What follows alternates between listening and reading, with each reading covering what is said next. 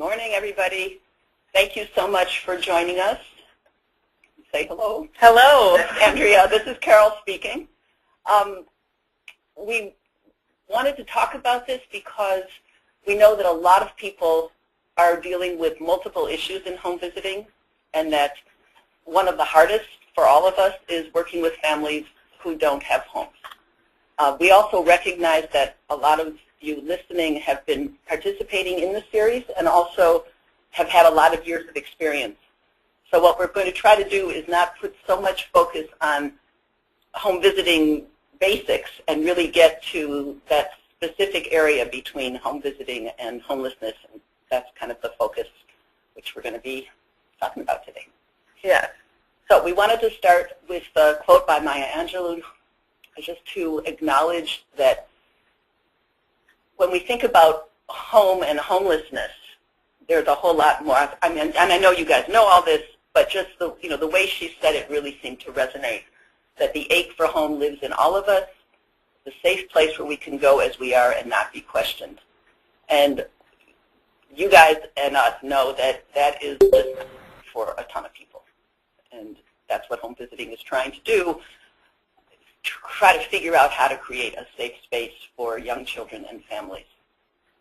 So we're going to introduce ourselves and tell you how this series came about. So this is Andrea.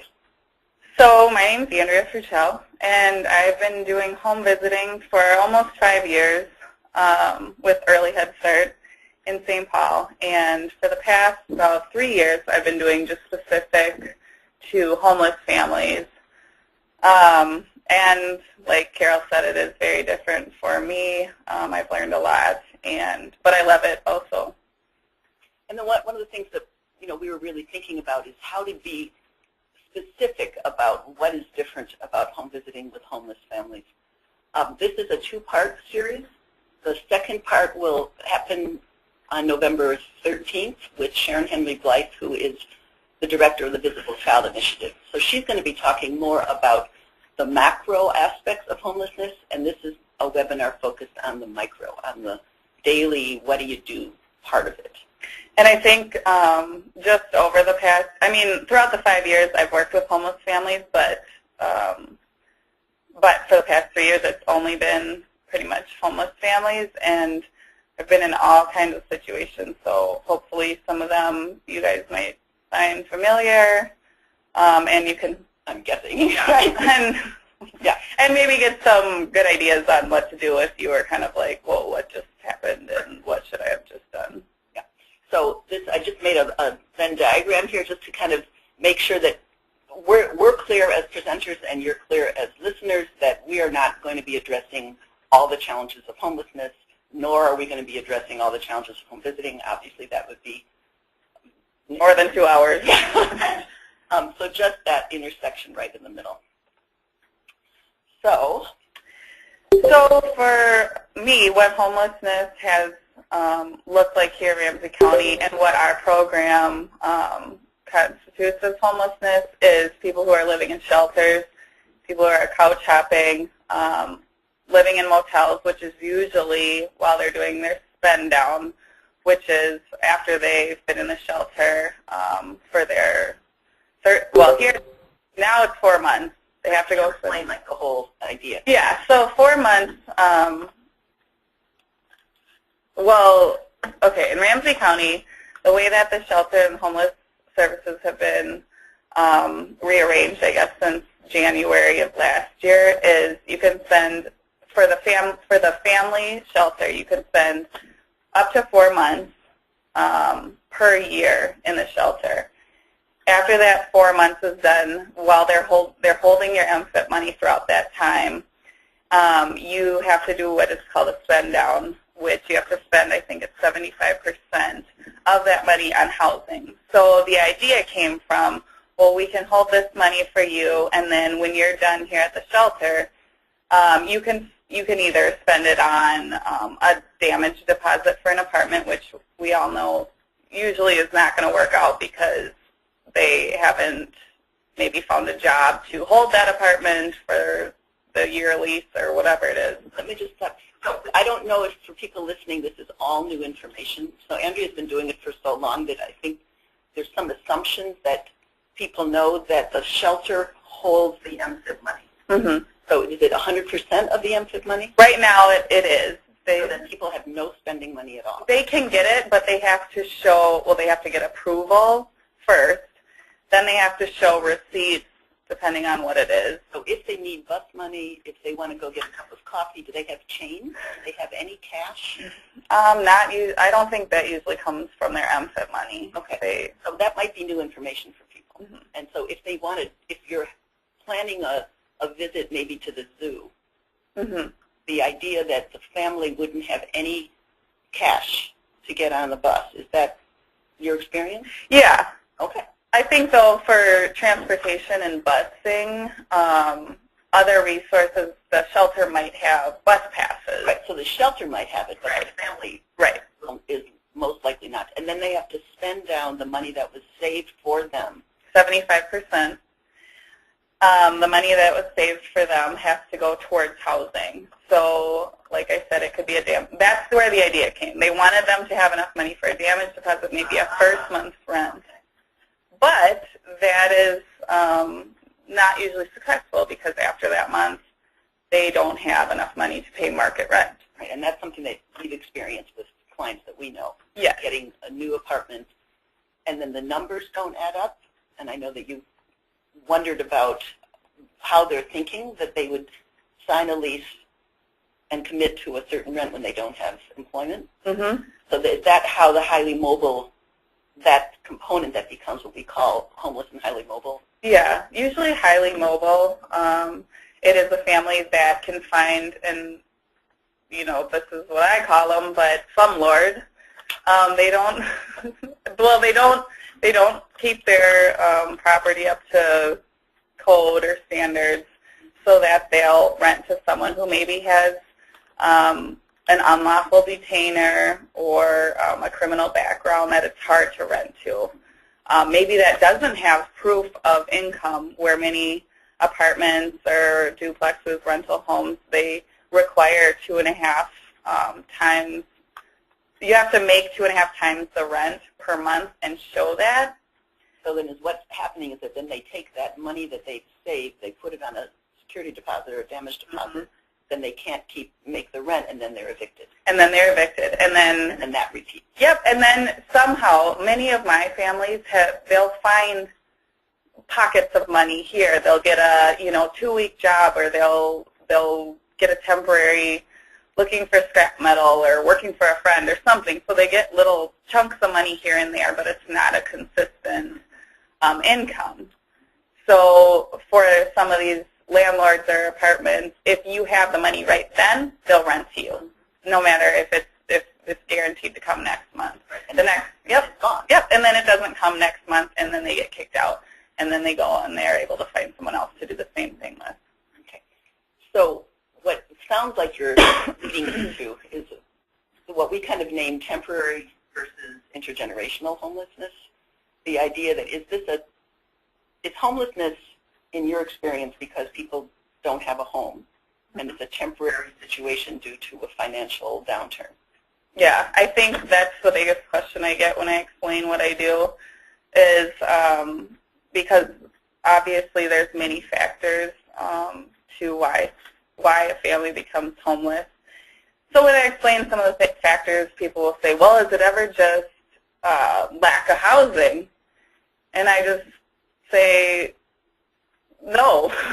In your experience, the families that you're working with, you hear a long background. Yeah, and it doesn't always come out on that first visit, obviously. It may look like, yes, we just, lost a job and we are struggling right now, and it may look like yes, it's just their lack of housing. They just don't have a home right now. But when you get to develop that relationship, little bits of information start coming out where, oh yeah, we don't have a support system.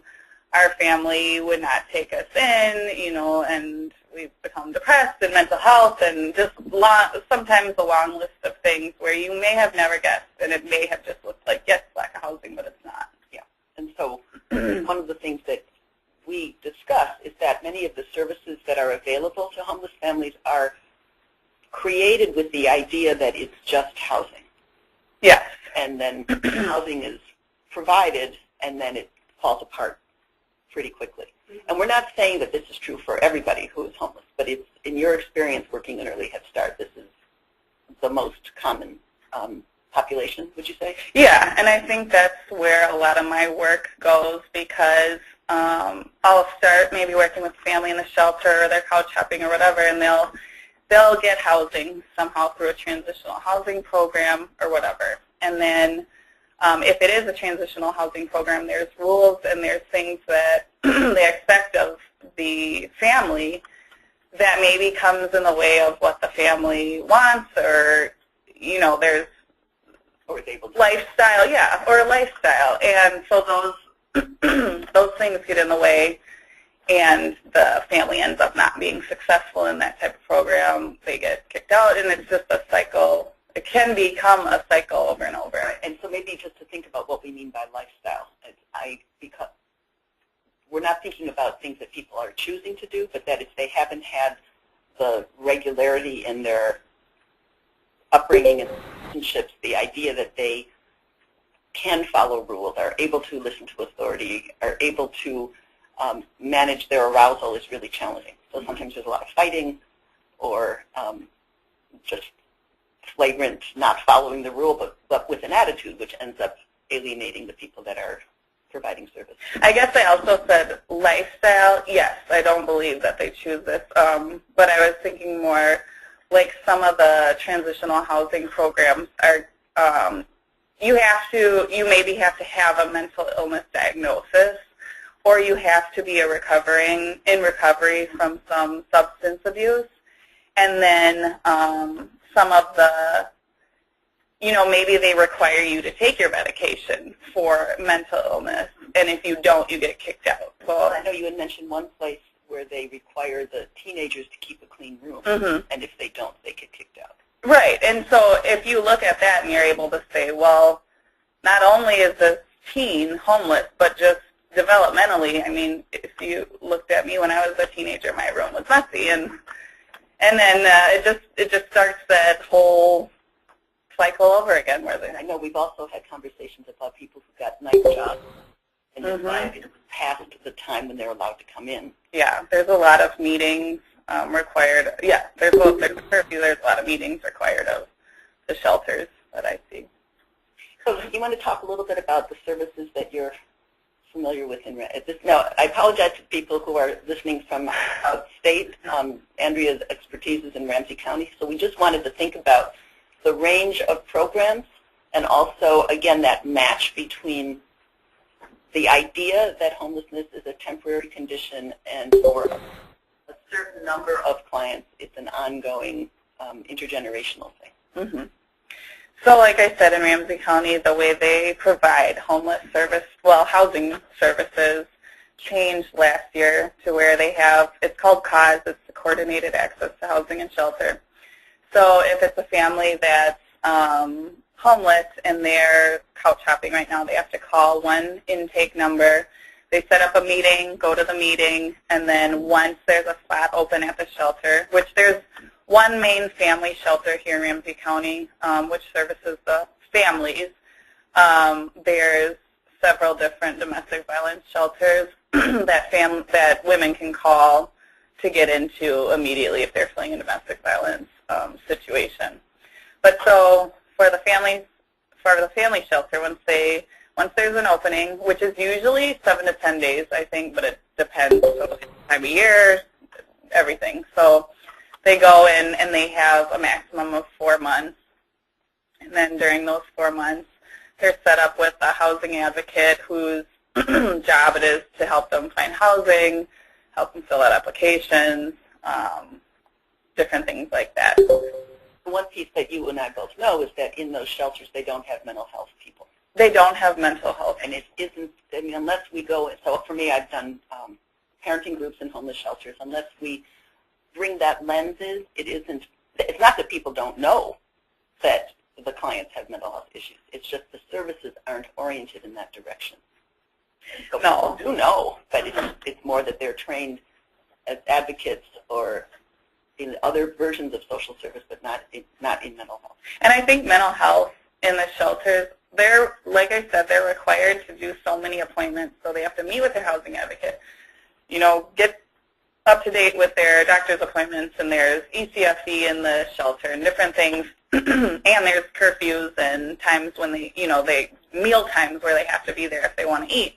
So adding on another appointment gets really almost burdensome sometimes because they can't find the time. Yeah, so I would like to introduce a term called bandwidth, which is kind of a current term to describe some of the effort that people who live in chronic poverty and homelessness are using. The idea that we all are kind of we have a certain amount of bandwidth that we can use to do the chores of our lives. And if the more strained we are, the more the bandwidth gets taken up by basic things, like when you said that people don't have any cash, figuring out how to get from here to the next appointment is going to require a much more effort and thought and taking up more space just to do the transportation.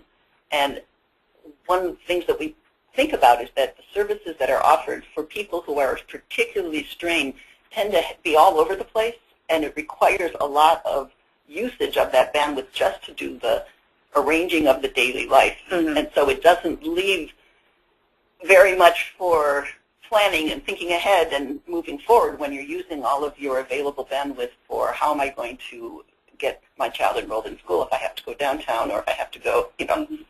So it is something that we're going to kind of go back to throughout our talk today, is how much of the bandwidth, like, and how home visiting and the kind of home visiting that Andrea is going to talk about expands the bandwidth or kind of reduces some of the noise that it takes up so that there's more availability for thinking. Mm-hmm. And Allison just asked if we were just talking about Ramsey County or the whole state. And for this, it's just for Ramsey County I'm talking about, because that's where I work. Yeah, and so maybe the cash example isn't the same throughout the whole state, but I think the idea of that bandwidth is. How can they do you know, you might not know the answer, how they can find out in their county what the rules are? Gosh, I don't know, because I think a lot of the rules have changed all over the state. There might not be a central clearinghouse where you could find that out. I think you could call, if you have kind of one major family shelter, you could call and just talk to them and say what's required of families when they're staying there, or, you know, what are the rules? That's how you found out. Yeah. You found out from doing. There wasn't somebody who gave you a booklet about the rules. And this is also the experience that families have, by the way. One of the, yeah. Find the things out piece by piece, or sometimes by not complying. Mm-hmm. And then they find out that, oh, that's why they lost their space, is because they didn't comply with something. That's how we hear it anyway. Yeah, and I've actually had several, in one shelter in particular, I've had several clients get kicked out, and so I asked the director there for a list. You know, do they give a list of rules to the families that come in? And she said, yeah, and I said, can I have that list? So I had it there. And that is the reality that we experience, is that the clients will tell us they got kicked out for something they didn't know, and then managing our own, but whatever that is, irregularity. Yeah, that feeling of outrage, and then finding out, no, in fact, they were given the rules. But as we're going to be talking about, there's reasons why having a list of rules isn't going to make a difference. And I think that's just putting it out there that for the program that I work with, I really appreciate that it is so individualized for each family. So, because there's not rules that are going to work for everyone. And for many of the shelters and for many of these housing resources, they have to have rules because they're giving out, you know, money and whatever. But the rules are not always working for everyone. Right. Yeah. So what we want to do is, we're not going to spend a lot of time on this because we know that you guys are experienced. But if you can look at this list from the perspective of people who struggle with bandwidth and with relationship and with coming from a starting point of distrust, alienation, neglect, and trauma. So we wrote 10 basic objectives for home visiting. One is being invited back after the first visit. That's really challenging with a homeless family, partly because they've moved. Coming back doesn't mean the same thing. And trying to locate people who have changed location and don't have access to is very challenging. Convey an attitude of respect, kindness, and acceptance is always our goal, and sometimes the way that you're received makes it hard to feel that towards someone, especially in the very beginning. You may observe behaviors or choices that you have a hard time respecting or feeling accepting of. Creating an alliance to support and help the family. For families who have had challenges throughout their growing up, creating an alliance itself is a major, major event. So we think of it as the beginning of services when we're doing the typical home visiting. When we think about home visiting with families who are homeless, that becomes, in a way, the intervention, creating an alliance. Establish mutually understood and accepted reasons. That's a hard thing because they have immediate needs that may be very, very different from what you think you're going in for or what the program dictates are. I know for people who work in special education, they have a mandate to target certain developmental issues for the children, and that might be a hard thing to agree and accept for people who are struggling. Where am I going to sleep tomorrow? Maintain the frame and professional boundaries. We're going to talk about that a lot. It's hard to maintain boundaries with people that have difficulty with boundaries.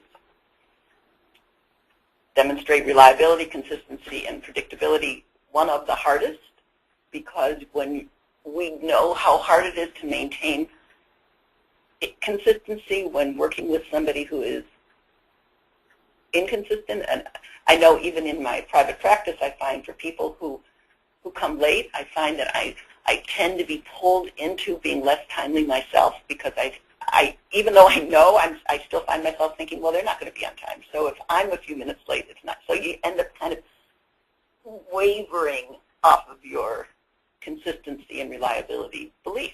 And just to interject for a second, it's hard because on the last slide it was talking about acceptance. So yes, you have to accept where the family's at, and if that's not making appointments on time, what do you do? Which we'll talk about, but it just kind of helps us just to go over these, thinking about these are. I think we would all agree are the underpinnings of basic home visiting, and how so many of these are just really, really challenging for families that have a history of homelessness. I'm going to go down to 9, thinking through issues with families. It has an implicit belief that people are already able to think through issues, and we're going to talk about that, about how we know what gets in the way of that or what you need developmentally to get that, and then having a planned ending so that relationship can experience a healthy ending. I think that's a big one too, because many of the relationships these families have been in have not had healthy endings. And one of the biggest challenges is being able to maintain that relationship over time, which is one of the things that you have really honed well, is being able to stay in relationship over time with people who have had inconsistency their whole lives.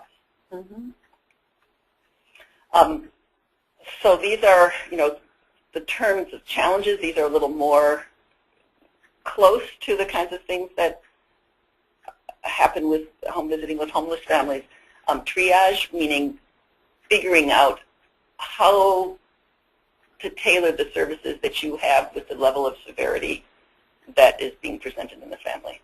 And we know that that happens in typical home visiting, but it really happens with visiting with homeless families. And I think this is a big one too, just to keep in mind, because over time I've learned kind of not to do this, but I'll go to a family, and on the first visit, they tell me all of these things that are going on, and they may be very emotional, and it just, inside of me, I'm like, oh my gosh, and I have set goals that I want to work on them with based on what they're saying.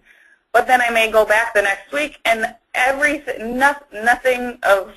is brought up again, and the family, is talking about something else. So yes, you want to have your professional goals and what you want to work on with that family, but just keep in mind in that first few visits, not to get too stuck on things maybe that are said or issues that are said, because you're meeting the family probably, if you're meeting them, right when they get into a shelter or right when they become homeless, things are not organized, and it may look very different in a week. Mm-hmm. And that's something that we talked about a lot. It often looks different. One of the again, back to that consistency, internal consistency, when things are very inconsistent, it's hard to maintain your center and to be consistent. The idea that all the rest on here in a way are about boundaries. The idea that even though not in a office, in a home, in a shelter, you still have the professional boundaries internally. So you may be meeting in a coffee shop, you may be meeting at the park, but to communicate to the client that you are still a professional that's our responsibility, and to be friendly, relational, kind, involved, engaged, and still be boundaried is a challenge. It's something that we all have to figure out how to jump in with our skin on. Because if we don't have our skin on, then we're not of any, and what I mean by that is if we get so immersed in the client's issues that we're not useful, and if we don't jump in, if we stay too removed, then they don't feel understood. So it's something about figuring out how you keep the boundary, but you communicate that you are right there. And that's a challenge, as we all know. And part of that is in a way, being asked by the clients to disclose more about you, because their feeling is that they will only trust you if they know more about you, and that's a boundary issue. How much do you feel, especially say if you're transporting people, and let's say you have a car seat or two in your own car, and people ask about your children and how old they are, and you find that the spotlight now has turned to you and your family and how you do things, and so many issues around disclosure and boundaries. How you maintain privacy for yourself, and how you help people who are homeless and talking to you maybe in a community room or in a cafe about their own issues. Mm-hmm. Like, what does privacy mean? And one thing we talk about a lot is, with your friends, if they're sharing something they're going through in life, your natural reaction is kind of to you share things with each other. So they'll share one thing, you share something about yourself. Then they'll share something, you share something about yourself. And you might have that urge when someone's sharing something really hard that they're going through, and then they start asking questions about you. But that's kind of where the boundary line gets fuzzy. And how to set the boundary but not be rejecting. That's just a practice. Yeah. What's the word? Element, something that we all have to learn professionally. So we think of it as having an authentic relationship, but not a reciprocal relationship. Mm-hmm. Okay, so I know we said we wouldn't do too much on the typical stuff, but again, we wanted to just highlight that we're right in this area. When it's homeless home visiting, it's helpful for many issues, but not so effective at engaging homeless families. So just thinking about these essential features, and we've said somewhat about it, I just wanted to boil it down to these three. And if you've had any training in reflective practice, you may recognize these three words: regularity, collaboration, and reflection, because that shows up in thinking about why we meet regularly for reflective consultation. Is the idea that the regularity of it establishes a kind of a foundation for trust and expectation and safety about what this thing is going to be. And the collaboration, meaning that it's not being told what to do and somebody doing it, but the idea that you share thinking and that you collaborate and think together about issues. And then reflection, the idea that it goes inward to think about your own motives and intentions and the motives and intentions of somebody else, your own feelings and reactions, the feelings and reactions of somebody else. So these three things are embedded into all home visiting programs, right? I mean, we meet regularly. We try to do it in a collaborative way. We try to promote the thinking about part. And yet, all of these are challenging for families who have had chronic homelessness.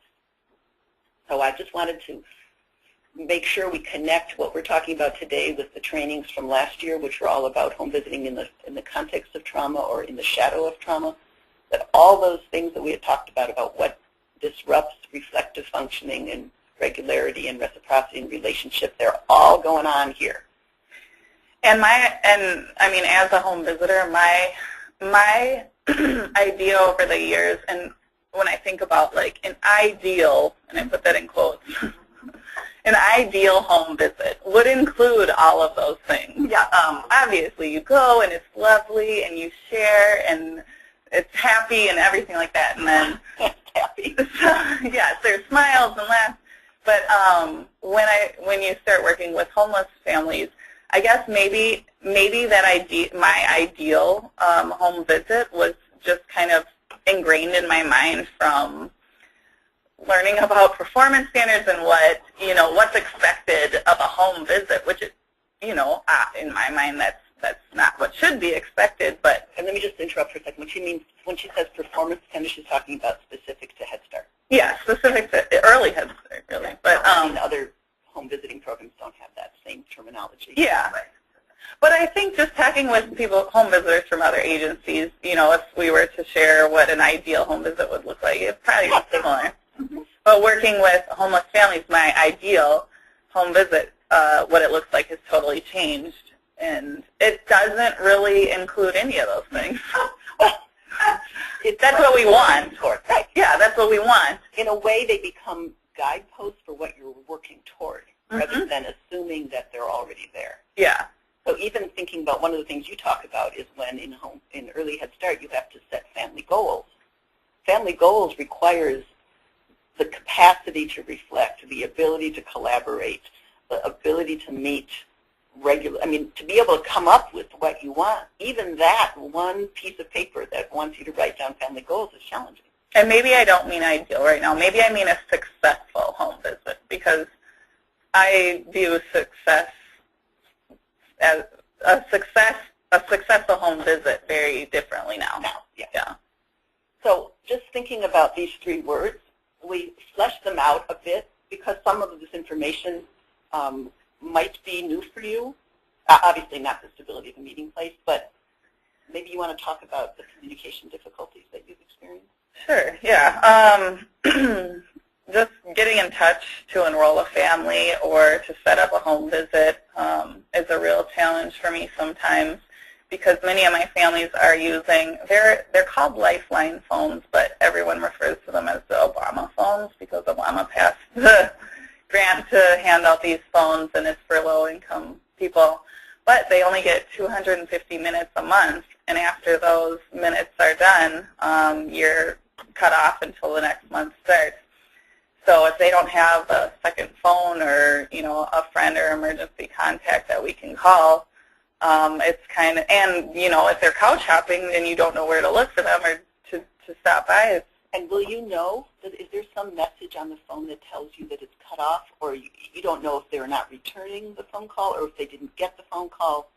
Usually it just sounds like, for someone who has a prepaid phone or a paid phone, if they don't pay their bill, they say, this phone is not accepting calls at the time. A notice so that it might not be that it's cut off. People might not be returning your call, but if it's cut off, you'll hear a notice. Yeah, I mean, it doesn't say, hey, this phone's cut off, but you know that it is. Well, no, you know. That's not asking the... Yeah, I'll know. Yeah. They also many of my clients use the voicemail system, so when you call, it doesn't ring, it just goes straight to voicemail. And so there's no phone hooked up to this, so they don't, see a missed call or see a voicemail on their phone. they have to go to a separate phone to dial into their voicemail and hear all their messages. So when they call me back, if I'm on a visit and I can't answer, then, oh, we have to play phone tag again where I'll have to leave another voicemail. I mean, it can go on for weeks. And a free service as far as you know, having a voicemail that's not... It is a free service. So is that also part of Obama Phone? No, it's not. It's a service offered through, I think it's offered through the state, but like Ramsey County, it's through each county. Okay, so that might be something else that people don't know about. Mm-hmm. It might not be in the counties that the people who are listening have. Okay. So, and it's good for if your client's job searching, they don't have reliable phones, they can at least put this voicemail service on, because then they can leave a voicemail. When your phone's cut off, you can't leave voicemails. And one thing I do with this, if you have a client, I don't play phone tag as much as I used to, because I'll just state a date and a time of when I can come out and ask them to call me back, and if I don't answer, let me know if that works. And usually it just keeps it to 1 or 2 callbacks. So that's usually one way to solve that issue of playing phone they tag. can confirm that that time will work or not. Yep. And then I say if you can't, offer another time. So you just really reduce the number of... Yeah. It's not like, oh, I called you, call me back. Okay, I'm calling you, call me back.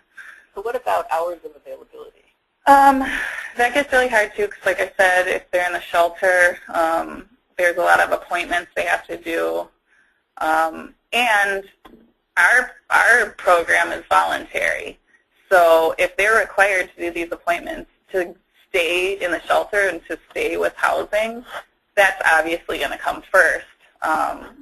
As much as I'd like to think that our relationship is, stronger, obviously I want them to keep their housing. So they have to do that. That takes precedence. And then also meal times are only served, between 11:30 and 12:30, or they're different between the shelters. So if they want to eat, they have to do that. So it could literally be almost a whole day of appointments or just structure that they have to do if they just want to have a typical, day with food and with appointments and whatever. So, and one of the things that you and I both experienced are parents having real challenges with the hours in shelters. They have to be out by a certain time. Mm-hmm. What's the time that you're familiar with?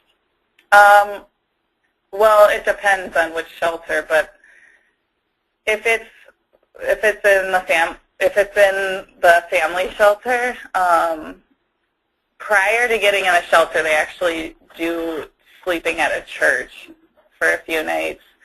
And I think the bus brings them to like a day center at maybe like 6 o'clock in the morning. And then they come and pick them up pretty early, like 4, and then they have to stay in the... And then part of the issue for parents is that the food is served very early, and then that's it for the children.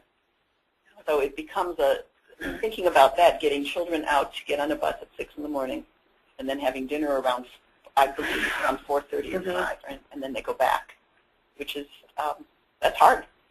Yeah. So how about the hierarchy of importance thing?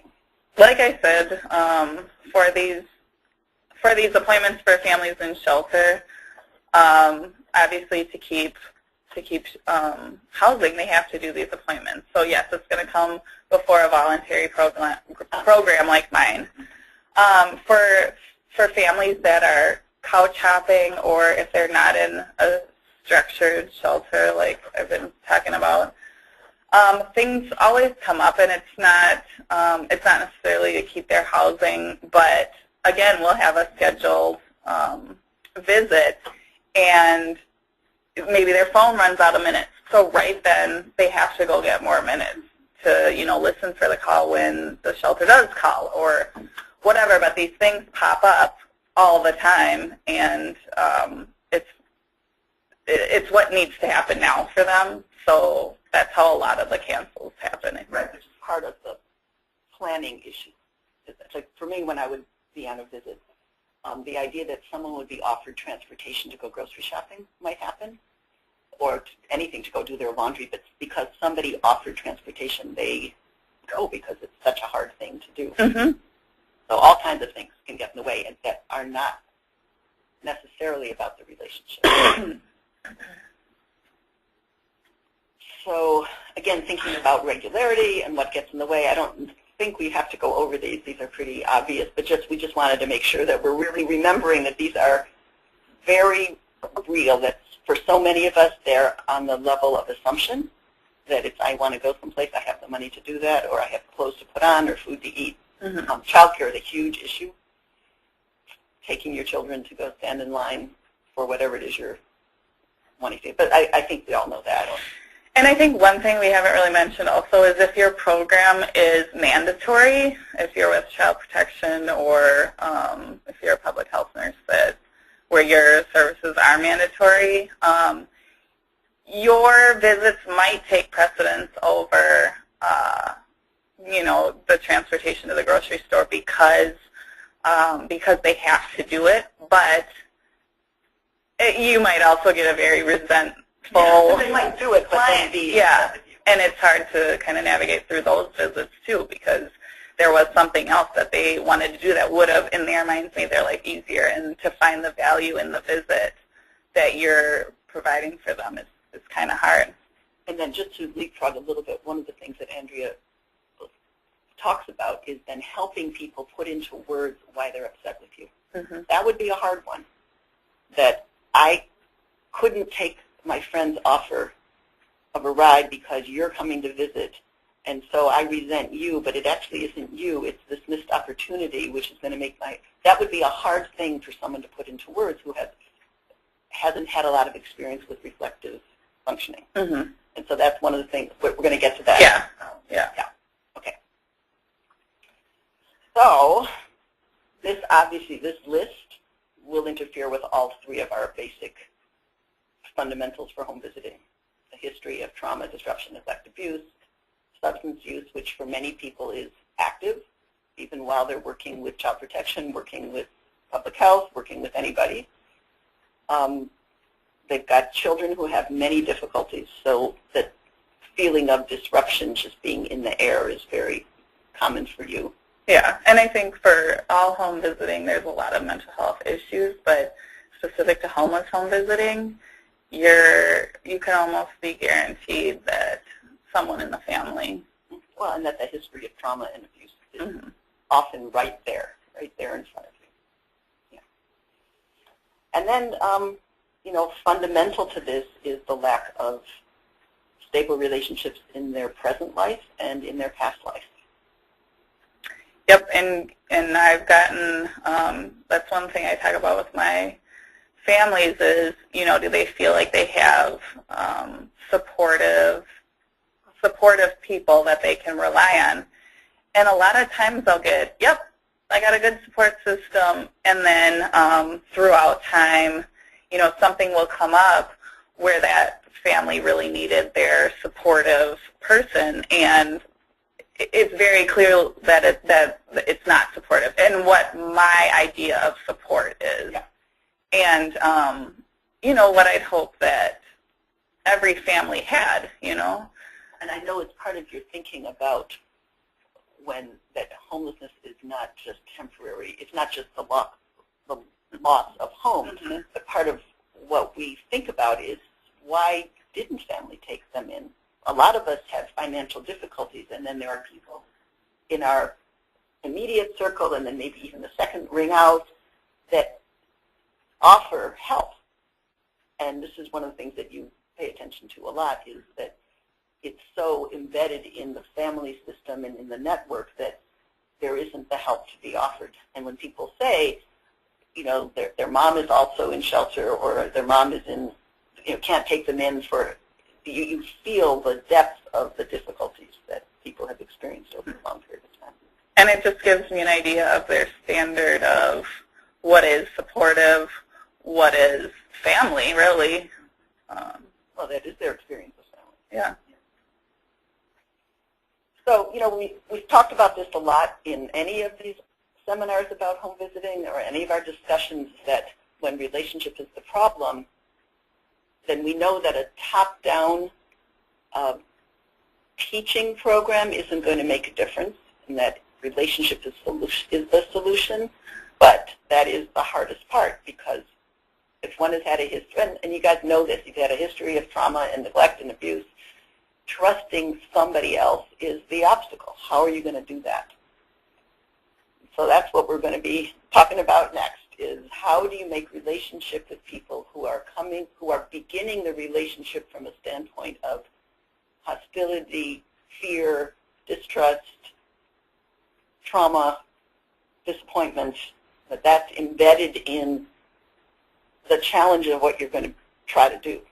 And not only that, but that if you were to ask them about those things, they may totally disregard that they don't have any of those things in how they build relationships. And not that your goal is to have them recognize that they have those things, but kind of how to navigate around them or through them, really, to...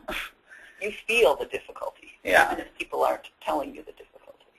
And I know from doing parenting groups with homeless families for a long time, sometimes one can't let themselves think about how challenging it's been because you need that kind of, I'm going to use the term defense. I don't mean it in a pejorative way, but just that ability to shield your feelings from how intense it is by saying everything's fine. And I know Beth, Andrea, and I have had the experience of being in homeless shelters and people telling us that everything's fine while we're sitting in a homeless shelter with people who have had a history of loss throughout their entire lives. But the need to keep that shielded is so important, just so that you can do what needs to be done the next day. Mm-hmm. So we're not talking about stripping that away. That would not be helpful. But that you'll feel the challenge for somebody who says, no, things with my family have always been good. Yep, things with my best friend, my mother, my sister. And then you feel the challenge of trying to have an engagement with someone who's had a history of such painful and difficult relationships that it's clear to you even though it's not in their awareness. Mm-hmm. So we've got some examples about the kinds of difficulties. And I just wanted to talk about some of the, this obviously isn't true for all of your clients, but just some of the different, types of people that I've encountered that are really hard to make relationships with. And there's just the first term I just say is people who push you away. So, I'm just going to say we're calling these kind of coping strategies for relationships. Yeah. We've got these different versions of how people deal with having a home visitor come to do something with them. Yeah. So for people who push you away, it may be very obvious that they're trying to keep a long distance between you and them and forming a relationship. They may try to keep a long distance between you and the children, just keeping you away. They may say very rude comments. I've had some pretty rude things said to me. Is there something that, as an example, and I'm thinking you guys listening, you've had this happen too. It's an important thing to acknowledge because it's really hard to want to call somebody back mm-hmm. when they've been mean to you. Mm-hmm. So can I ask you what level of rude? Are you talking about being cussed at? Are you talking about being made fun of? What?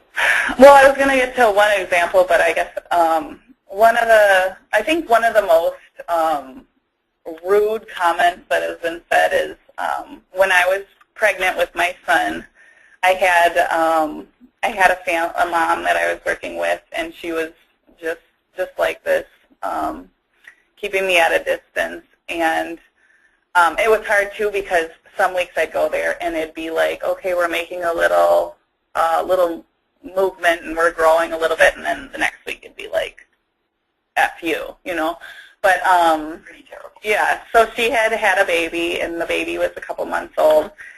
And like I said, I was pregnant during this time. She was also pregnant again, and our due dates were very close to each other. And we were going to go to the park or just go for a walk, and she was getting her older son ready, and I was going to put the baby's clothes on.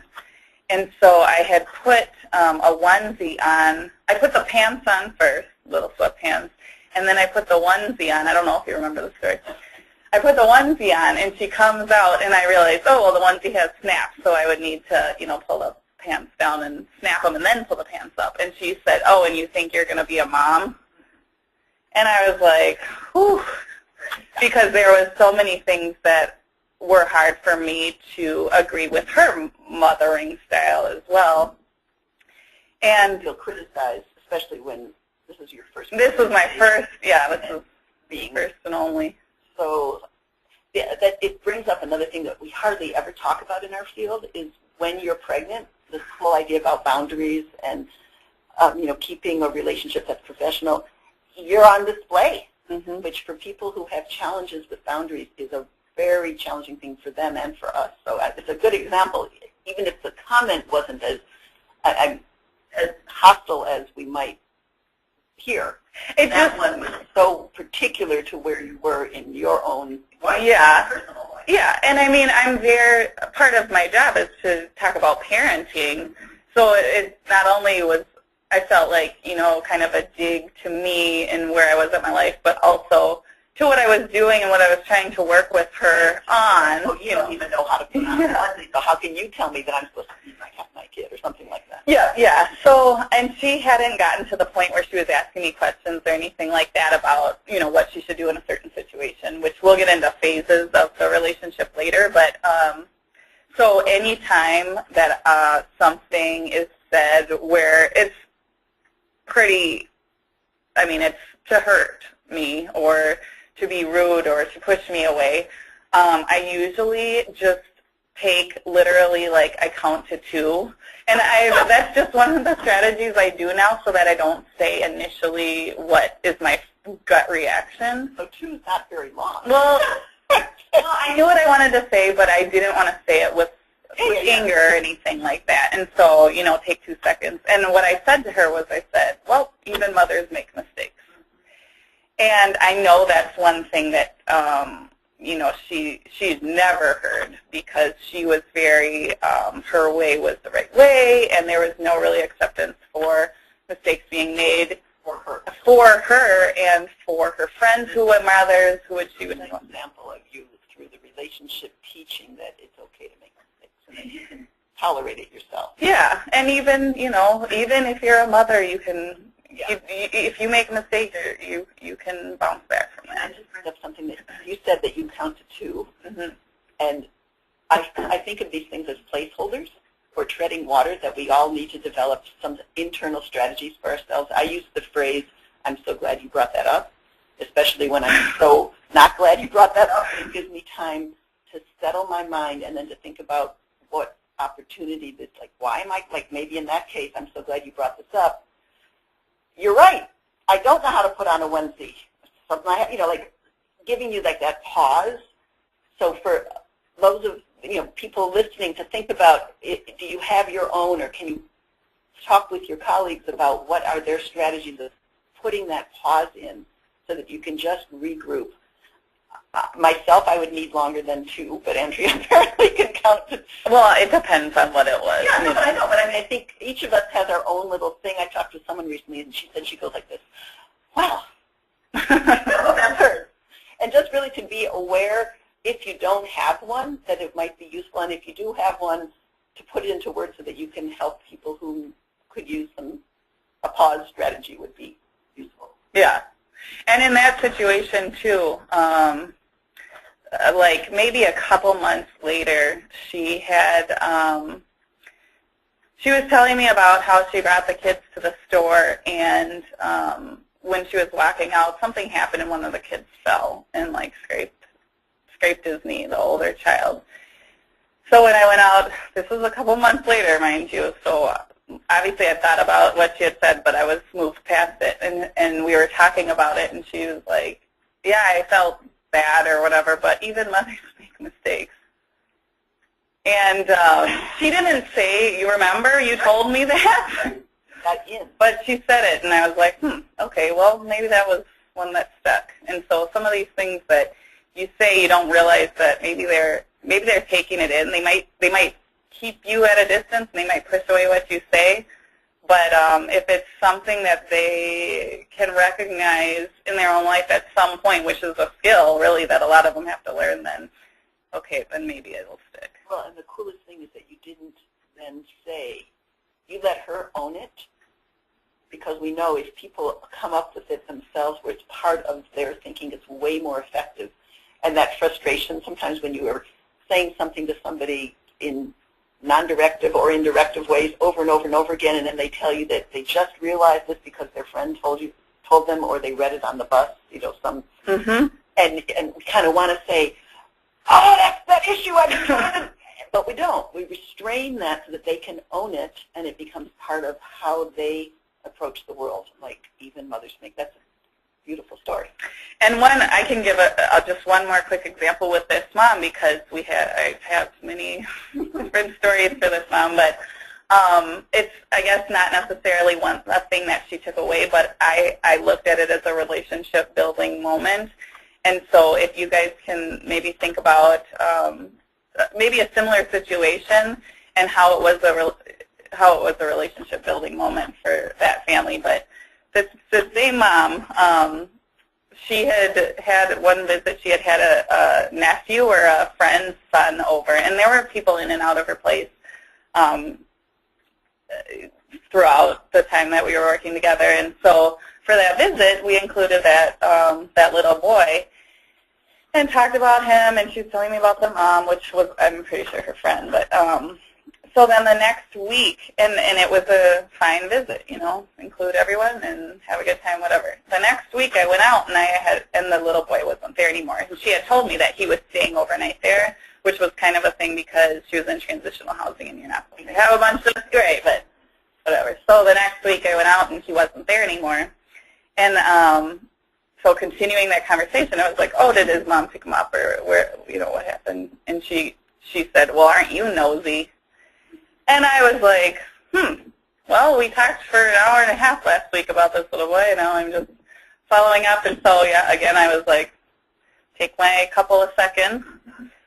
And I just said, oh, I apologize, because she really thought that I was being nosy. And I just said, was following up on our conversation last week because we had talked about him.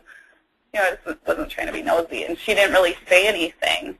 And that was the end of it. I said what I needed to. And then a couple of months later, again, she had, like I said, there were people in and out, and she had a friend overnight and was at our visit, and we were talking about her because she was pregnant also. And then the next week I went out and the friend wasn't there. And I literally thought in my mind, don't ask where that friend is.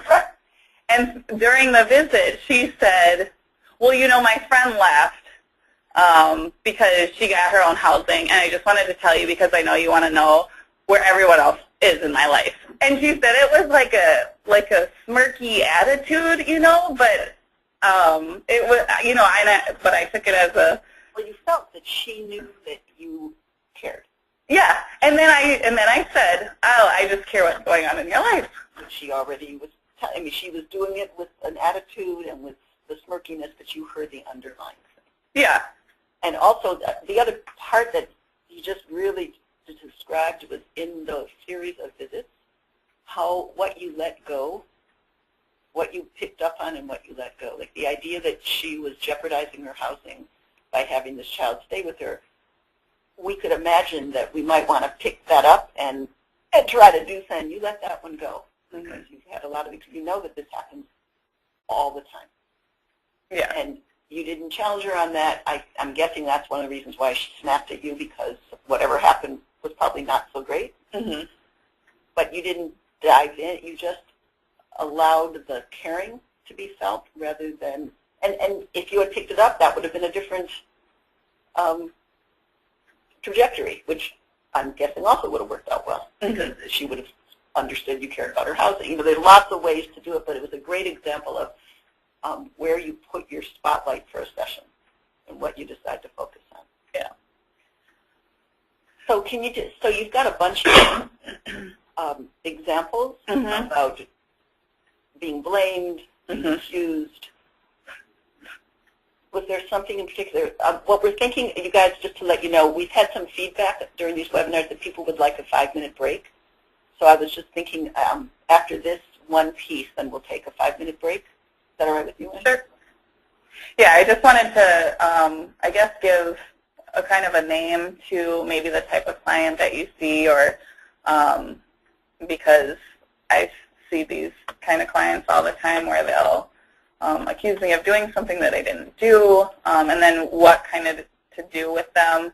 And at the bottom there, I just say, if I can't think of anything to say, or I'm just stuck on what to do, I just think about that no matter what I feel, what they're telling me happened in their life is really, really how they perceived it. So it just helps me get an idea of maybe what to say, because I'm not thinking about myself and how I really perceived it. It's really how they perceived it. And at that time, she really perceived that I was being nosy, even though I was like, well, you know what? I could have logically explained to her why I brought that up again, but it didn't matter because she thought I was being nosy. So you just kind of put yourself, well, if I really am being nosy, then what do I want to tell to that person, Well, you want to say, oh, sorry, I wasn't trying to get in your business, but it's just because I care, right? Rather than, it's so hard when you're accused of something. Like it happens to us if I'm sure that the people listening, you've been accused of being late, and you look at your watch and you're like 2 minutes late. And that's a perception and a perspective. But if we argue, once you have the relationship, we can say all kinds of things. But in the beginning, it is that perception that you don't care about me enough to show up on time. Maybe even you're early and you're accused of being late. Or maybe you've been early for 10 visits in a row, and then one you get to, and you just don't hear the end of it. Well, but so what I'm taking away from what you're saying is that managing your own arousal frees up your ability. So thinking about how their perception is their reality frees up your ability to go with that rather than defending yourself against an unfair accusation. Right, and it also helps, I think, to find the words, because a lot of times you get kind of deer in the headlights when someone accuses you of something you don't feel like you did. But you know you should.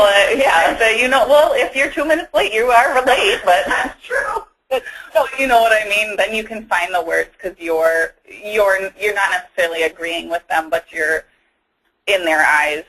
So would you say that what if we were thinking about a thing you would do? So deer in the headlights is a great phrase because we all know what that feels like to be yelled at for something that is unjust, or maybe we did, but it's been blown out of proportion. Mm-hmm. So there's the deer in the headlights feeling.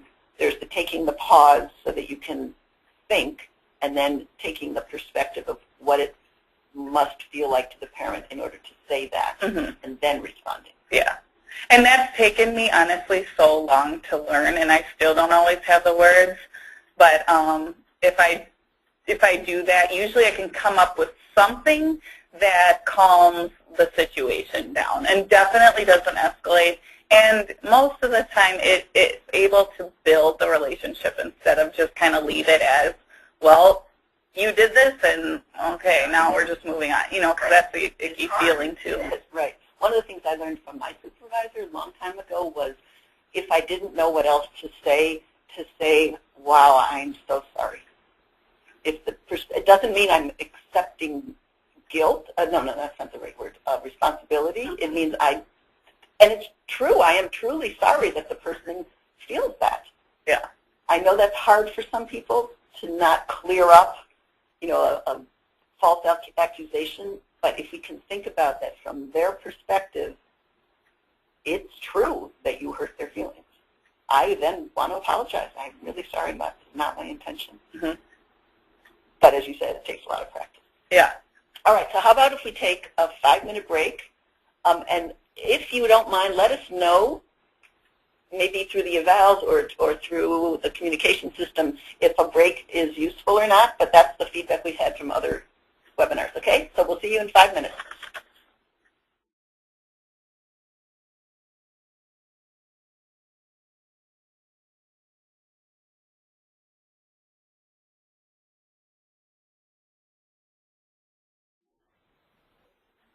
Welcome back.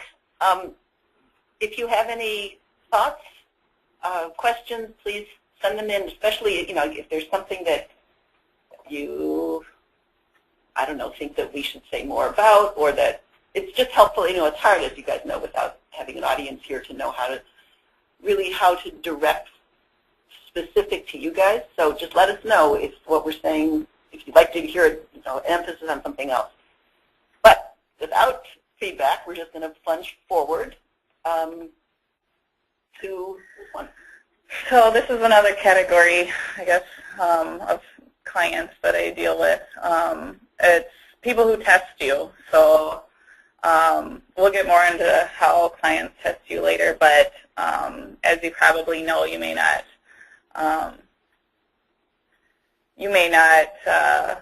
know what the tests are, but you can feel it. So the clients are always testing you. They may ask for rides a lot or test those boundaries, which if you're not very firm, they'll keep pushing them. And they may flat out ask for money. They might ask you to watch their kids. Just things that you might feel really caught off guard with, someone new, kind of someone you don't have a relationship with, asking for you, asking of you. And I just want to make clear, we mean that the clients also are not conscious that these are tests. It's not like a conscious choice to test you. It's that you feel in this thing. This is a terminology that comes from control mastery theory. And if anyone's interested, we'd be happy to give you more information about that. But the idea that clients are testing out the relationship by one of two ways. One is a turning passive into active, which is the things that have happened to me, I'm going to do to you. But again, it's not a conscious decision. You just feel it. Mm-hmm. Or another one is the transference test, that I will project onto you things that have been done to me in the past, and you're going to be like that. Mm-hmm. So these tests are kind of a repeated experience that we may be the only one who has an awareness that there's something going on. The client does not. So we don't want to give the impression that this is a choice by the client, but when a boundary is set, and then you can expect with some clients a testing of the boundary over and over again. Mm-hmm. Again, not that they are deciding to do this. No, and I never feel like, they're just deciding to do this or just trying to see what they can get out of me or anything like that, because many of these clients don't have a support system. They, have had to rely on being really resourceful, mm-hmm. and that is one of their strengths. And so sometimes it kind of looks like they're trying to use you as a resource, but don't really know where the line is drawn. Well, and you used a great word. Some people might call that manipulative.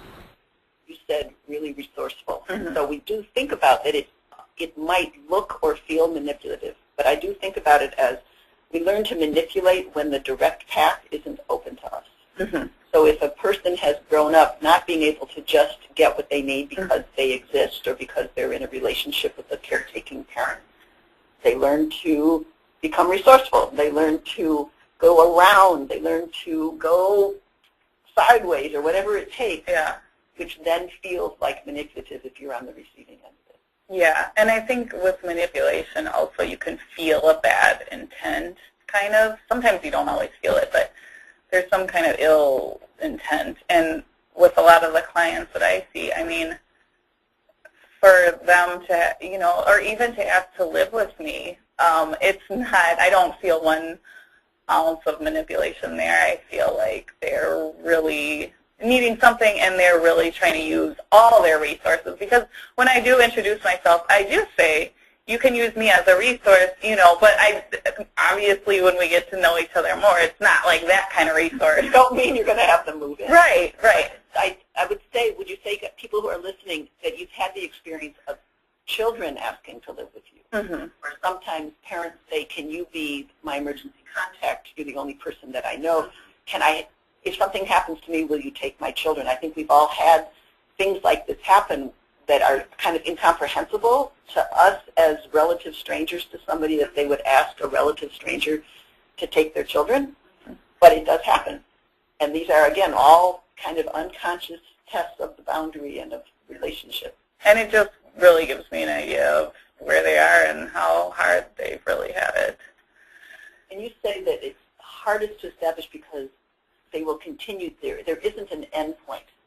It's hardest to establish because when you're establishing boundaries, you're not going to flat out say, because you really will push them away if you say, I'm not going to do that for you and don't ask me anymore. That would be a really clear boundary, but you're going to sever the relationship and they're never going to see you again. So again, walking that fine line, when they ask you something, you have to, say it with some. What's the language you use?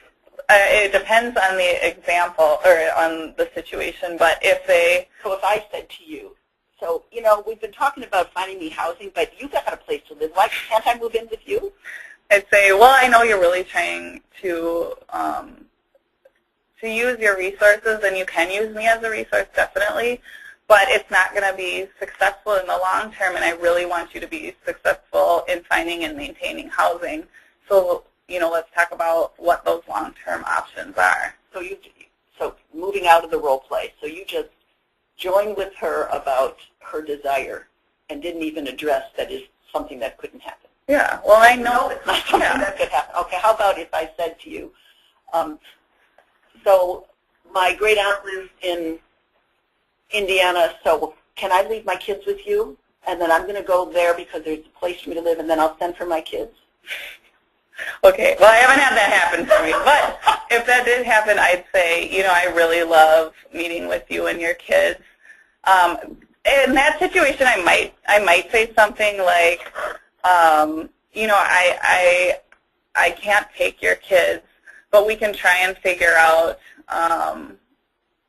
a way that you guys can all get down to Indiana if that's really where you want to be, but usually it's not, or I'd say, I love our visits, but let's try and figure out a more permanent, stable solution here because, you moved here from Indiana. So again, you go with the intent and the feeling and not so much the rule following. Yeah. You are saying, no, I can't take your kids, but you don't leave you're not staying there or emphasizing the rule. It's not going to happen. It's not realistic. Many of these requests or the testing the boundaries are the short-term things they're looking for. So I can go back. I always go back to the long-term solution. Sometimes they're not solutions, but just thinking long-term because I would say 99% of my clients don't think long-term because they've been for so long in this short-term thinking of I need it now. Oh my gosh, I'm getting kicked out. Where can I go right now? It's like right now. Everything is right now, but I know that the right now is not going to be the long-term solution. So that's, you said such important things because we think back then to the trainings in trauma about why somebody might be thinking short-term.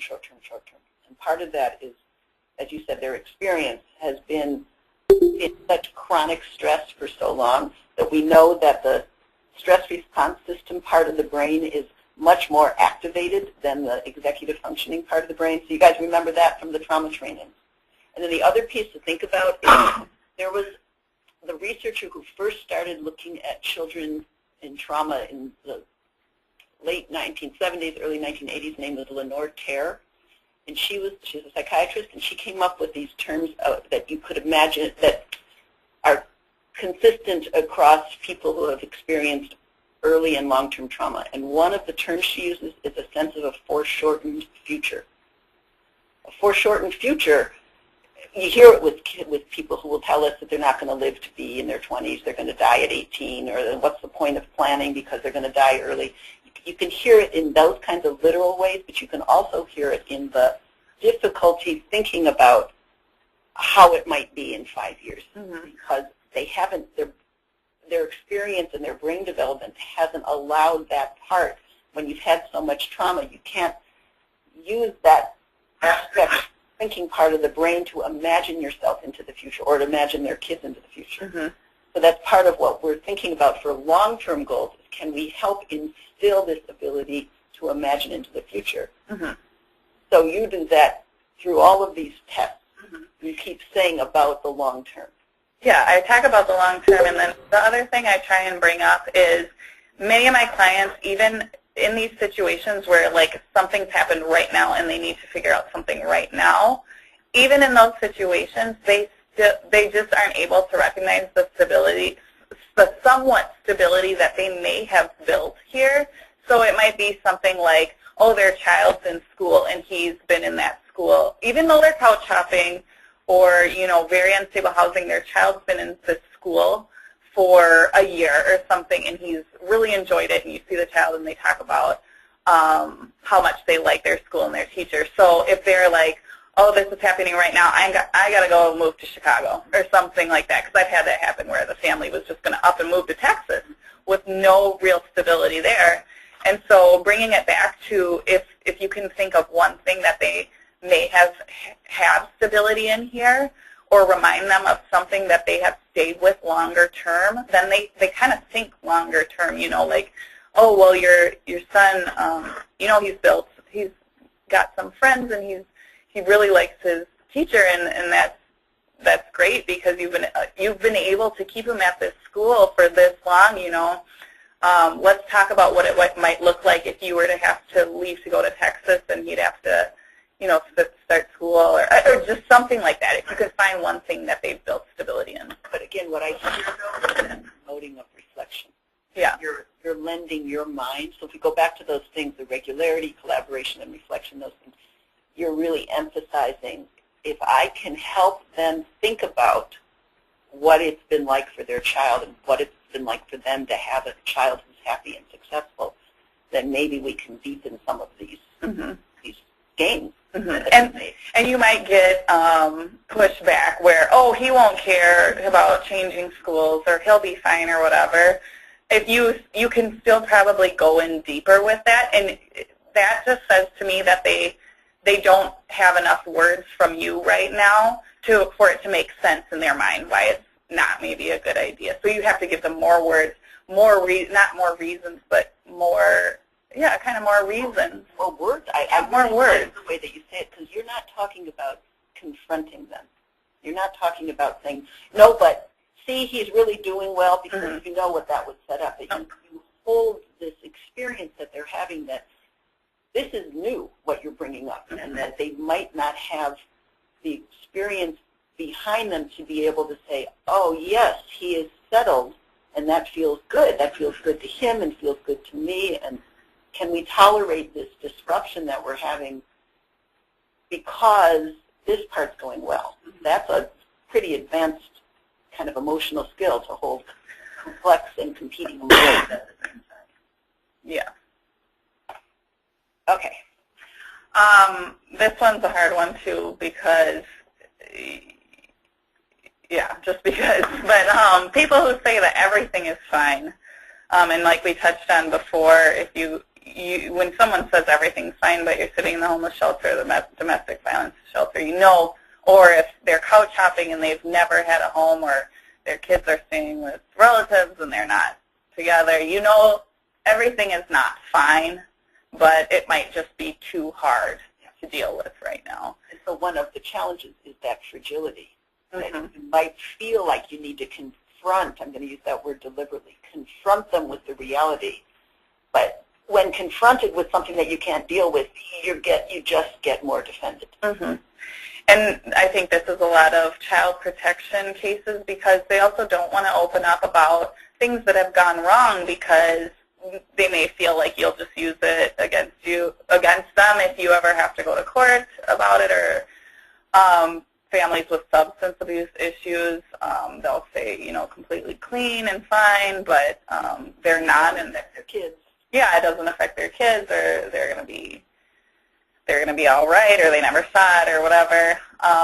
They might show a lot also, and then have an elaborate story or excuse, you know, of something that got in the way, like, oh, I was really trying to meet with you, and then I was, you know, at the store, and I had to find a ride home because my ride left me, but I really wanted to meet with you, and da-da-da-da. So it might seem like, oh, they're really trying to build a relationship with you and all this stuff, but just things keep getting in the way. And you learn this over time, because you really experience this with a lot of families, this feeling that if they let you in, things will fall apart.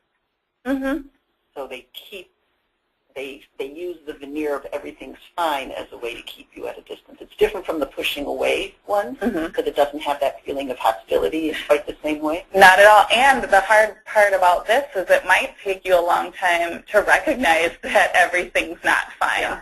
And I'll just give a quick example about this, but I had a family who mom was in recovery, but she was pregnant, and so I worked with her through her pregnancy. Through the pregnancy, it was like, I'm clean and everything's great and everything's going wonderfully.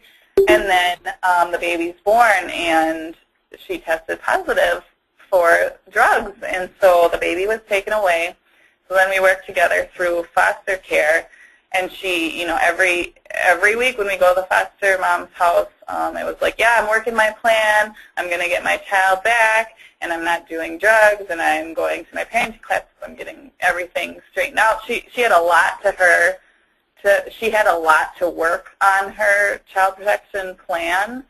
So it wasn't just staying clean and going to visits. It was other stuff too. But everything was great, and she was doing it, and blah blah. Blah. And then we'd go to meetings 6 months later, and she'd been tested positive for the drugs, and she wasn't following the other parts, and the thought that she was going to get her kid back while she was not following the case plan just was so apparent in her mind that when I was working with her, I wasn't telling her, hey, you're not going to get your kid back. You're not following your plan. Look, your drug counselor is telling me you're failing all your UAs. My job was not to point out what she's not doing.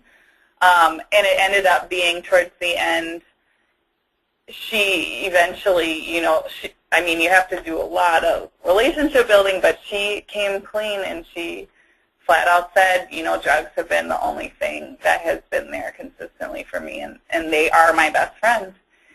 And once you have, I guess you'd call that kind of a breakthrough, like Carol said, once you have that relationship, almost anything's off limits. You can talk about, well, what's that going to look like? If that is really how life is for you right now, is it going to work to try and parent this child? And in the end, no, it wasn't. But so you said such important things. One is, how do we deal with somebody who we perceive as lying to us? And that's thinking about if someone is defending against painful information, painful self-knowledge, painful experience. So there's that term denial. A defensive called denial, which is simply saying I'm not doing it. So there's evidence, there's data. I'm guessing people listening have had this happen where you're getting positive screens and people are telling you they're not using, and then you find yourself questioning the test. You're like, maybe there's, and it's not that there aren't false positives. That happens, but it doesn't happen as often as sometimes it seems. Clients will tell us that something's wrong with the test. And that denial is a real phenomenon that we all do, too. Like, we use it sometimes in a healthy way, and sometimes we use it to keep our own self-esteem. Like, nope, I didn't do that, when, in fact, we did. But knowing that and not feeling used or tricked, that it's a phenomenon that happens. We all have some of it. People who have struggled with enormous difficulties may use it a lot more. But the hardest part is that you can't work on the issues if you don't know they exist. And so one of my colleagues has used that term, I can't help you unless I know what's really going on. Oh, and that's kind of one thing I say when I introduce myself too. I guess I don't talk so much about help, but when I'm first meeting a client, I kind of say things that I can do, things that maybe we could work on, and then I say, but whatever your family is working on, you again can use me as a resource, but I just need to know what you're working on if you want any help with it. So let's move to the next slide. That's right where that is. And James wanted us to touch on cultural sensitivity because many new Americans and immigrants and refugees have different cultural understandings and experiences regarding family, children, aging relatives, and they're suspicious of government and mental health, which is huge in St. Paul. And in my program, the immigrant and refugee population is, I think it's like 85% in our program. Yes, I think cultural sensitivity is very important to keep in mind. I guess for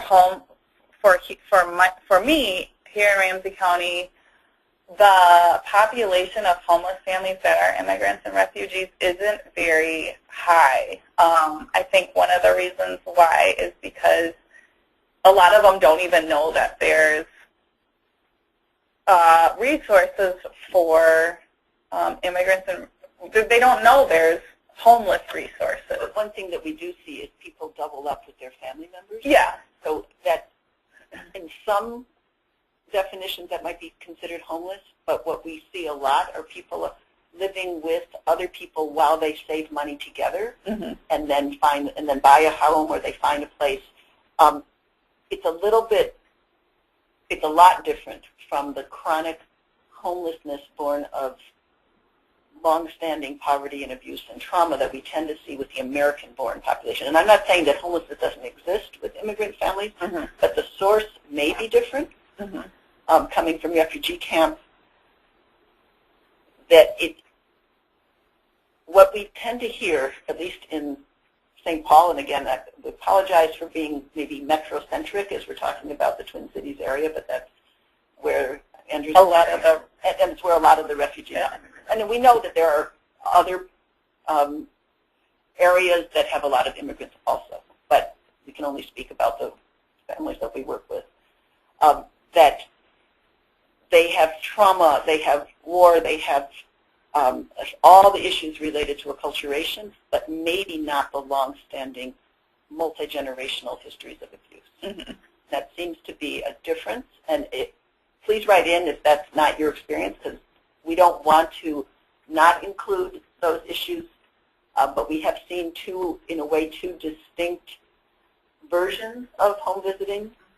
One that has to do with acculturation and refugee experience and all the numerous and important issues, and then the other having to do with chronic long-term trauma, abuse, and neglect. And I think one thing with the refugees and new immigrants that I have seen, it's right on about them I don't know if it's not accepting mental health, but it's just never been in their vocabulary. So that idea that things from the past can affect you for a long time and trigger things, that idea is not quite accepted yet. So I guess I talk, and very recently I've talked to families about what they've seen in the refugee camps, because some of it's pretty horrific.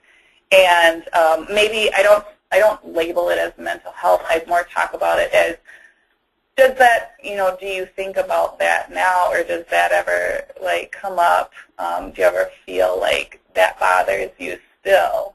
Because then I explain to them, even if it's not present and you're not experiencing it right now, sometimes it comes up in different ways and different things trigger them, like why so many people are drinking. Yeah. We hear a lot about that people who didn't have alcohol problems do now. And I hope it doesn't sound like we're minimizing the issues. It's just those, in a way, and is it James? Is that the mm-hmm. person? I think more in terms of trauma and, as Andrew was saying, how it's affecting their lives now, but we see it less with it doesn't necessarily devolve into homelessness, at least in our experience. Mm-hmm. So we'd love to hear if you have a different experience about that. So moving on, just talking about that first home visit and how to get past that first home visit on to more. How significant the first one is. And it's really hard, I think, because you kind of have to advertise yourself almost, because you have to explain what you can do, explain what your program is, explain why it's beneficial. But sometimes, I don't know, sometimes that doesn't work. Sometimes that doesn't work, people yeah. Get very, and to James' point, people often combine all of us who provide services into one big government something. Mm-hmm. So whether you're in Head Start or ECSE or Nurse Family Partnership, you're from the government and you're going to tell them what to do.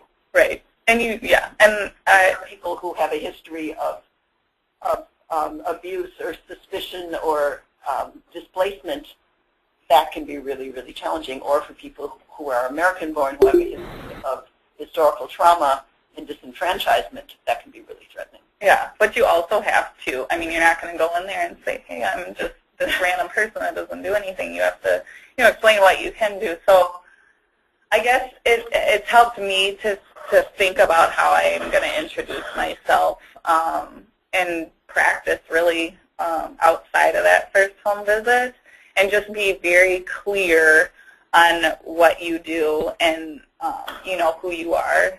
And so I guess example of the way I introduce myself is I more just talk with the family about who their family is. A lot of times if I ask about the child, it's less invasive, like what kind of child is, what does he like to do, and blah, blah, blah, what does he like to do, what kind of child is he, how's his temperament, and stuff like that. And then after that I'll get into, well, I'm here because, I'll also ask them how they got referred to the program, because that usually holds a lot of information too. I mean, obviously if it's mandatory, you'll probably know that before. But if they're like, well, I really wanted early childhood teacher to come and teach my child, well, then you kind of know where to go with that. If they're really like, well, one of my friends told me that you got them furniture, and so I really wanted that. Well, then they might more want to be talking about resources or something. You mean support entry. Yeah. The way you get in, yeah. And then you had a lot about, again, thinking about our 3 words of regularity, collaboration, and reflection, about reducing your expectations. Mm-hmm. Yeah, I think that going in there, not having any expectations is probably the best. A lot of times you want to, just to make your life easier with managing a lot of families, you want to have the same time to visit each week, but for these families with all their other appointments, it's not usually going to work out that way.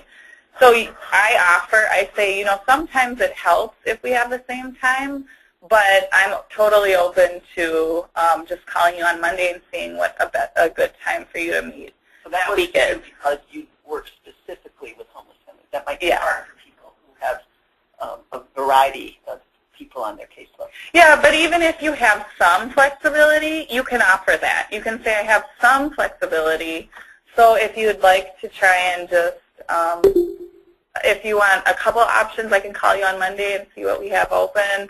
Part of what you're trying to say is this is going to be a collaborative effort. Yeah. I'm not just going to come in and say, we're going to meet at Monday at 10. Right. And that's maybe new.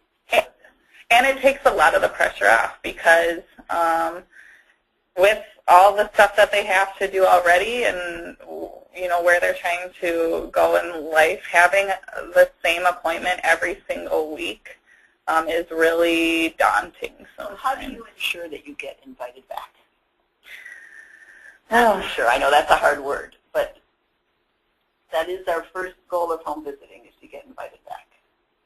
I guess I talk a lot in the first visit about the second visit. Oh, okay. So I introduce that idea from the beginning, and if you can talk, kind of like a first and second date maybe, if you talk about it like it's going to happen, it almost always does, or at least has a conversation. You can have a conversation on the phone about that second visit. If you don't introduce the idea, sometimes it's like, well, they were here one time and I didn't really get an idea of what they could do, so I'm just not going to. Can you tell people what you say to introduce the second visit? Well, I'll introduce the second, the third, the fourth, a lot of visits. I'll talk about things that they're trying to accomplish with where they're at in life. So if they're really trying to find housing, if they're couch hopping, I'll talk about, sometimes I can work with you to work with a housing advocate. Sometimes it helps to have someone on your side to speak with other agencies if you have so much going on. One of the things you also say is to not overwhelm people with that you're there for the long haul.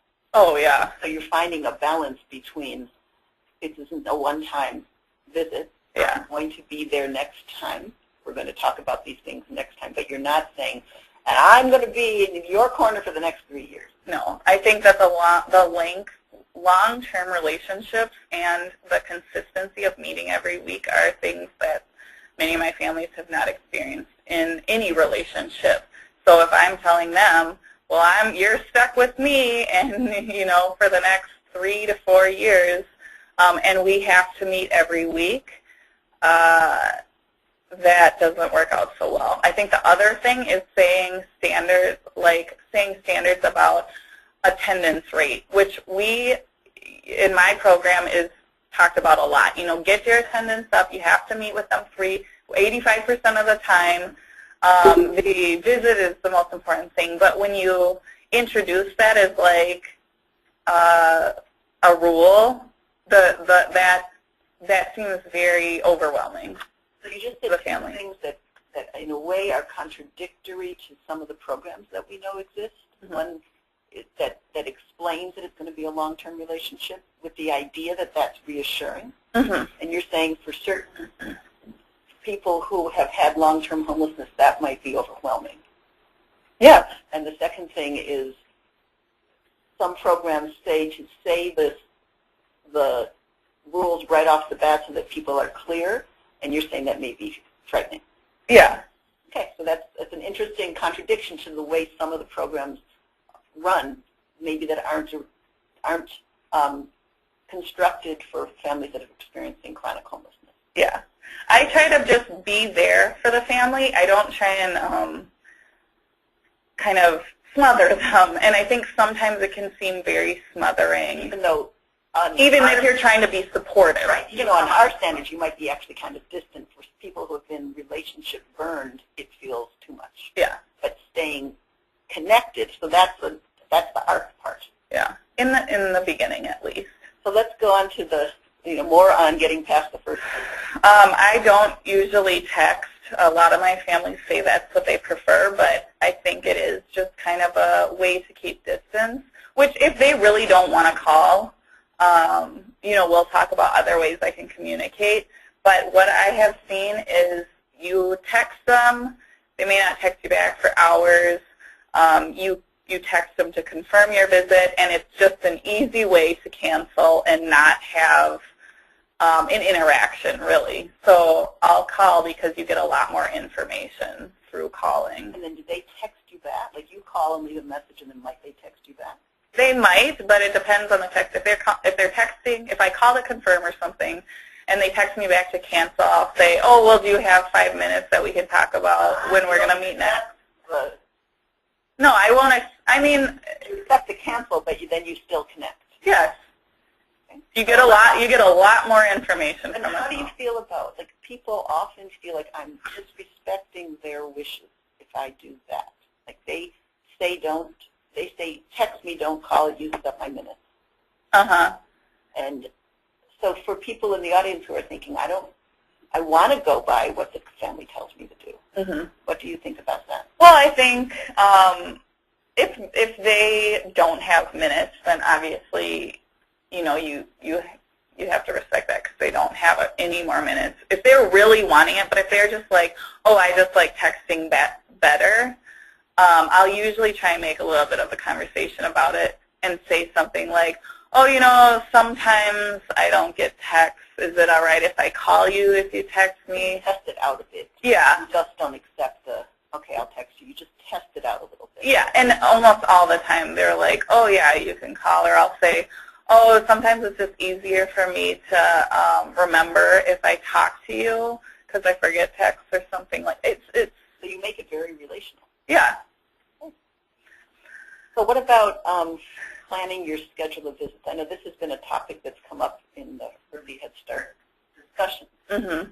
Yeah, some of the families are really hard to go on the visits for, and you feel emotionally drained almost after the visit. So when I can kind of decide how hard these visits are. I'll schedule the hardest one at the end of the day and leave a half an hour to go sit. One of them that was really hard, I'd go sit in front of a lake and just stare at the water because it was calming for me. Because as much as we'd like to say we can do our job without, it interfering, it's very hard, and it does affect us. It sure affects me. So the ones that are usually smoother or that, I don't feel a lot of pushback from the family, maybe I'll do those in the morning and then plan the harder ones. You had to teach yourself this. Yeah, because I would offer flexibility, a lot of flexibility, to where I might have 3 really hard visits on Friday, and I'd just go home and spend the whole weekend decompressing about these visits. But so this is such an important thing, and I know if you guys have been coming to other webinars, you've all heard this about the self-care part, but it's so important. Yeah. You're working with this kind of relentless high need to really assess how you're going to plan your day or your week so that you don't feel flattened. Yeah. And if you feel like you can do another visit because they had something come up, then do it. But if you really don't. I don't try to fit it in because I know it's going to affect me. The other thing to keep in mind is that you're not the only one working when you're going to these visits. Yeah, the hard ones. They are doing so much work that they don't even know to try and to even show up. It's such a good point that their tension around just being with you might be just as high as your tension around just being with them. And so maybe they are equally spent or flattened but don't recognize it. So you've had the ability to help them think about visits, which is your next. Yeah, I think when they are, sometimes you get little experiences where you're like, oh, they thought about what I was saying, or they're telling me something that they've been thinking about. They've opened up the idea that they're able to think about your visits with them. And once they show you something like that, I think it's beneficial to start talking about what they would like from you. So you wait until you start to hear the beginning of reflection. Yeah. And so I'm just looking at the time. Yeah. We have to speed up a little bit. So I want to apologize for this graphic because it's really weird. But the purpose of it was to show this idea that in trying to engage people who don't know how to do the game of catch, the relational game of catch, they throw maybe hostility or avoidance or arousal or whatever it might be at you, and you catch and then try to throw back reliability, consistency, kindness, but it takes a long number of exchanges to get a thing that goes back and forth. And the reason I liked this graphic was the arrow goes in only one direction, and the person catching has his hands up, but it could be hands up to catch or it could be hands up to ward it off. And it's just, I couldn't find one that had a more, connected thing, but it really shows us what the beginning phase feels like. So that brings us to the idea about phases, is that all relationship-based work goes through phases. And thinking about starting off, you know that the relationship is going to begin with this long-standing series of negative emotions about how things go with people. Not that they've ever been put into words, but something that we bring to it is our understanding of why things have been so difficult for such a long time. And so teaching this game of catch back and forth is not the same as when we talk about the serve and return with infants. Infants cry, that's their way of throwing. We catch it, then we return it back to them as like, oh, you needed something, you were hungry, you were tired, and then the infant learns that, oh, you know how to play this game of catch.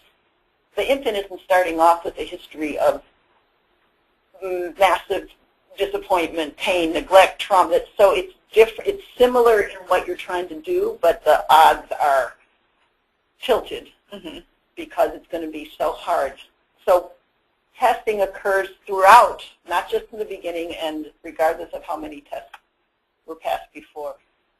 So we're speeding up just a bit just because of the time, but thinking about phases, that the length of time, that the phases are similar, but just the length of time is going to be different from typical home visiting. Yeah, it's going to last longer, and you might get stuck in a phase for a really long time, and then the next phases come faster. But the initial phase begins with them kind of saying, here I am, can you handle it? Yep, and then they throw more. Yep, they throw more, and they're always testing you, but you have to be like, yep, I can handle it, and I'm not gonna waver on, you know, what I'm here for and what else. From that graphic, it's them throwing. Yep, and I'm going to catch it, and I'm going to catch it, and I'm going to catch it, and I'm going to catch it. And you throw it back with, yep, I can take it. Yep. And I'm not going to change off of my center. No matter how you throw it at me, I remain the same, which is a real challenge. Yeah.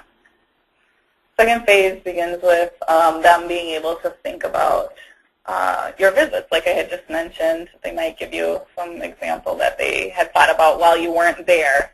Oh, I was thinking about what you just said. And right. And you're like, ah. Yep. Yep. But you also made a very, so thinking developmentally and how similar this is to early child development, it begins just with the home visitor, not with anybody else. Yeah. I wouldn't generalize it to every other worker that they have too then. Just you. Yeah, just you. It's a specific relationship. And they might tell you, I know for me, that experience of having them tell me about how it went with somebody else, where you're like going, oh my, you know, like smacking your head, because that's still happening. It's just not happening in this relationship, which I know you hear about and you witness. So if you keep passing the test, the work deepens. And if you don't, what do? I think if you don't, which I have failed or not passed tests, the best thing you can do is put it on the table and give it words, because like we mentioned before, the words is not there for a lot of these clients. The feeling's there, but the words are not, because they have not been taught and they have not practiced the skill of putting these feelings into words. That's just not how things go for them. So you can flat, and it's uncomfortable at first, but if you know they're mad, say, I know you're mad. I've had a client who I knew was mad, and I would say, I know you're mad about this situation. She said, nope, I'm not mad.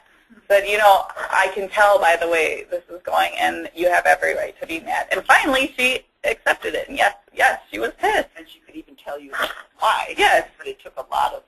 Yeah, I knew why, but I didn't. If you ignore it, it may go away, but it harms your relationship. It doesn't get better. So we're just going to speed up. We realize that we're, like, do we have any questions, by the way? Or not? No, okay, so we're just going to go fast, you guys. Sorry about this. The third phase, meaning starting to question whether what they're doing fits with what you think they should be doing, which might be another test because maybe you don't think it is. But and you might not agree with what they're doing. You might not agree, and that might be the test. Like if I do a thing that's not helpful for me or helpful for my child, and I bring it to you, at this point I'm starting to rely on your mind, and then you don't tell me that like you say, like, well, that's okay, and even though you might fail, you might think that's the way to pass. So it gets now becoming like, can I rely on you to hold the standard that you've taught me you have? And then the fourth one is if you keep passing, something shifts, and they begin to trust. So I'm sorry that we're moving faster. So can you just talk about this building elasticity idea? And again, I apologize for the graphic. Yeah, I kind of consider my relationships at that certain point where you're giving and taking and there's trust built, that there's elasticity, and that's kind of where you want to be, because even if you build a foundation, that foundation is hard, and if something falters, then it breaks on that foundation, where in these relationships that we want to build, there's elasticity, that if something falters, it'll drop and it'll come back up, and you can rebuild it, you can bounce back.